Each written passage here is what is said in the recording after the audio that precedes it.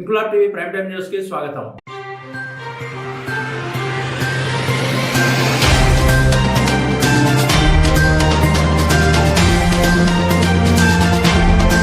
Godavari Khani press క్లబ్లో గురువారం ఏర్పాటు చేసిన మీడియా సమావేశంలో రామగుండం కార్పొరేషన్ లారీ యజమానుల సంఘం అధ్యక్షులు శ్రీనివాసరెడ్డి మాట్లాడుతూ, సింగరేణి సంస్థ హైదరాబాద్ చర్లపల్లి జైలు వద్ద స్టాక్ పాయింట్ పెట్టి వ్యాగన్ల ద్వారా బొగ్గు రవాణా చేయాలని చూస్తుందని వార్తలు వస్తున్నాయని, అదే నిజమైతే 40 ఏళ్లుగా సింగరేణి సంస్థలో లారీల ద్వారా బొగ్గు రవాణా చేస్తున్న వేలాది కుటుంబాలు రోడ్డున పడతాయని ఆవేదన వ్యక్తం చేశారు. సింగరేణి బొగ్గు రవాణా మీద ఆధారపడి 25 లారీ సంఘాల్లోని దాదాపు 30,000 కుటుంబాల వరకు జీవిస్తున్నాయని, అలాంటి ప్రతిపాదనలుంటే లారీ యజమానుల విజ్ఞప్తిని మన్నించి సింగరేణి యాజమాన్యం విరమించుకోవాలని కోరారు. సింగరేణి సంస్థ నిర్ణయంతో లారీ యజమానులకు జరిగే నష్టంపై కోల్ బెల్ట్ లోని ఎమ్మెల్యేలందరూ స్పందించి తమకు అండగా నిలవాలని కోరారు. ఈ మీడియా సమావేశంలో రామగుండం కార్పొరేషన్ లారీ అసోసియేషన్ నాయకులు బాబురావు, సీతయ్య, నరసింహారెడ్డి, మేకల రవి, తిరుపతి, తరుణ్, గోపి, రాము, కుమారస్వామి, రాజేశం, రామచంద్ర తదితరులు పాల్గొన్నారు.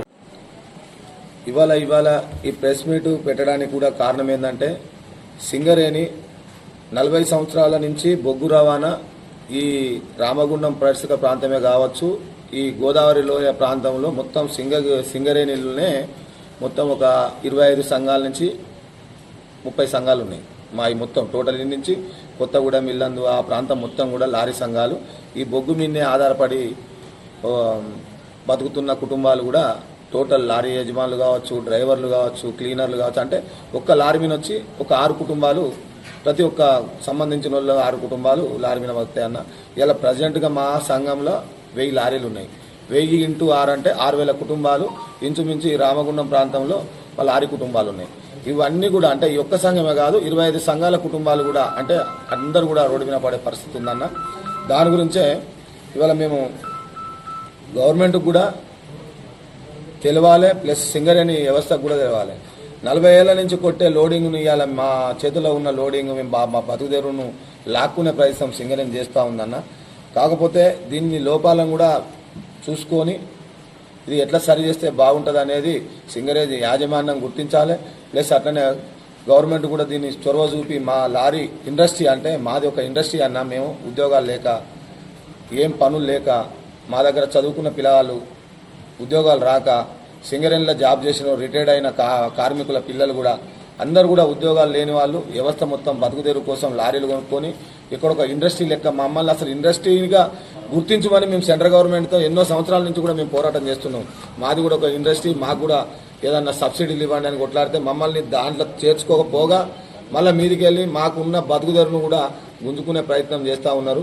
ఈ సింగరేణి యాజమాన్యం వాళ్ళ లోపాలను, వాళ్ళకు ఏం లోపాలు ఉన్నాయో అది ఏం సరి చేసుకుంటే కంపెనీలకు బొగ్గుపోద్దో వాళ్ళు ఆలోచించుకొని నిర్ణయం తీసుకోవాలని చెప్పి కూడా ఈ సభావేదిక ఈ మీడియా ద్వారా మేము సింగరేణిని కూడా విజ్ఞప్తి చేస్తున్నామన్నా.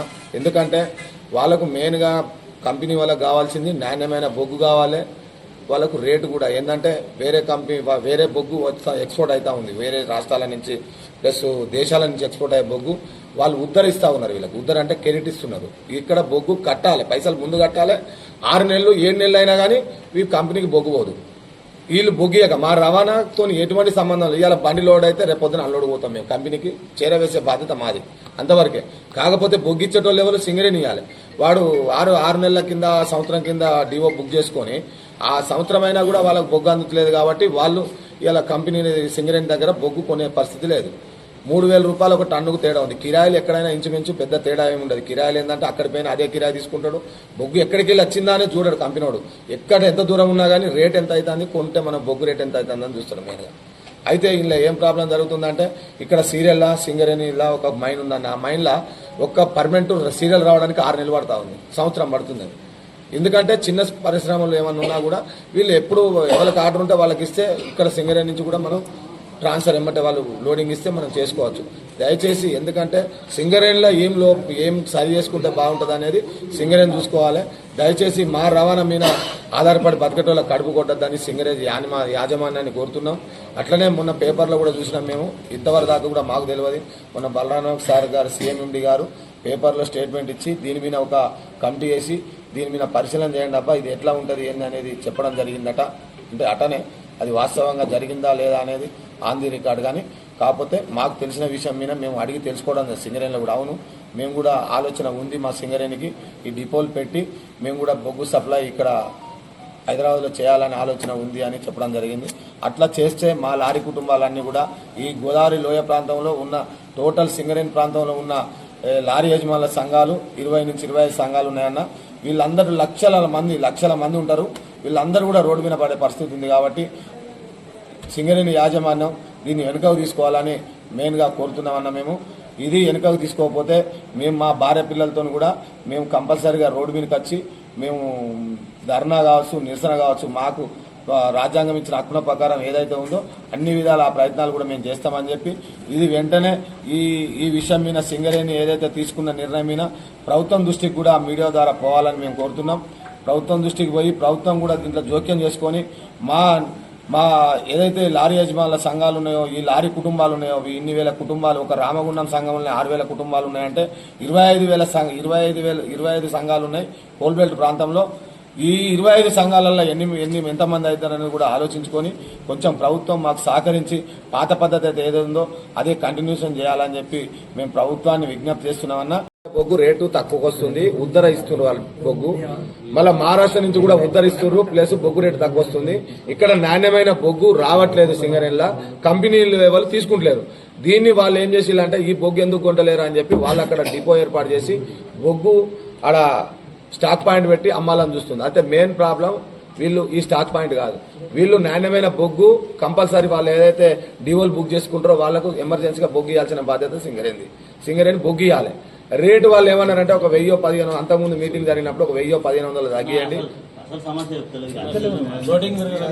మెయిన్ గా మాకు లారీ కుటుంబాలకు నష్టం ఏడ జరుగుతుందంటే సింగరేణి వాళ్ళు కొత్తగా ఒక నిర్ణయం తీసుకున్నారన్న. ఆ నిర్ణయం ఏంటంటే చెర్లపల్లిలో డిపో పెట్టి వ్యాగిన్ ద్వారా ఇక్కడికి వెళ్ళి బొగ్గు అక్కడ సప్లై చేసి అక్కడి నుంచి ప్రతి కంపెనీకి వాళ్ళు సప్లై చేయాలి, సింగరేణి సప్లై చేయాలనే నిర్ణయం తీసుకుంది.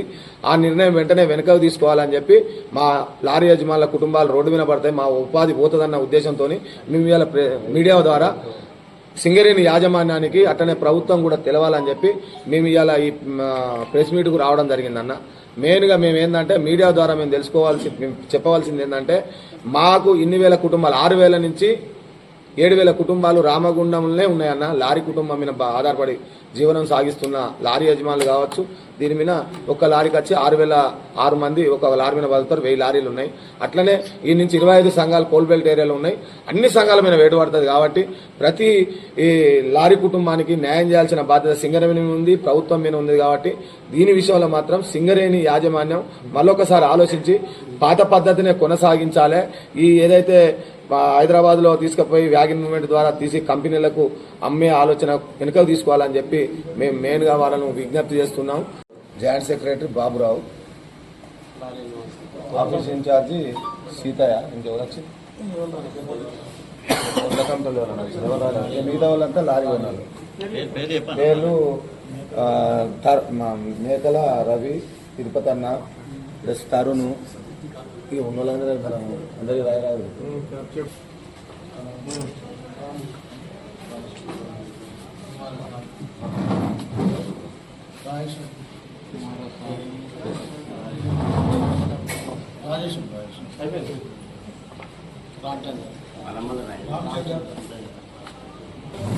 నరసింహారెడ్డి క్యాషియర్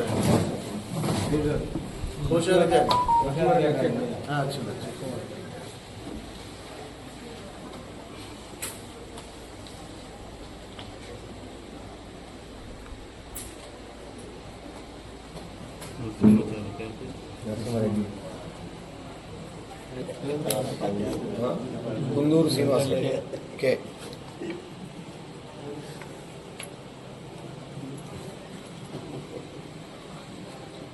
ఇది పేపర్లో వచ్చింది, అయితే మీకు కూడా ఐడియా ఉంది కదా?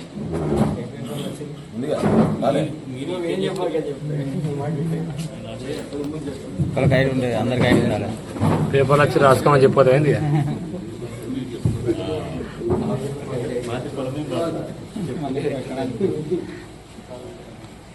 ఇన్క్లాబ్ టీవీ వీడియోలు మీకు నచ్చినట్లయితే లైక్ చేయండి, షేర్ చేయండి, కామెంట్ చేయడం మర్చిపోకండి. సబ్స్క్రైబ్ చేయని వాళ్ళు వెంటనే సబ్స్క్రైబ్ చేసుకోండి. మా వీడియోలు మీరు వెంటనే చూడాలనుకుంటే కింద ఉన్న గంట సింబల్ని గట్టిగా కొట్టండి.